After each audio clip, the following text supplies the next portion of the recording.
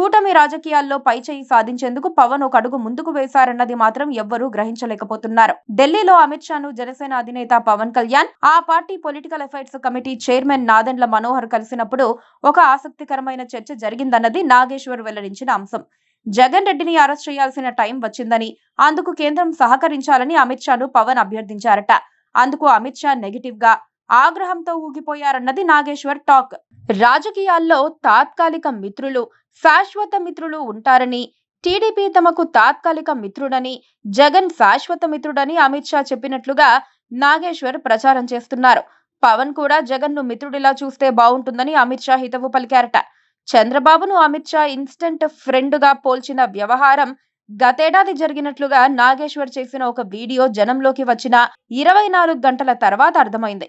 అయితే జనసేన కీలక నేతల మీటింగ్ లో పవన్ కళ్యాణ్ వాటిని ప్రస్తావించారన్నది నాగేశ్వర్ వాదన.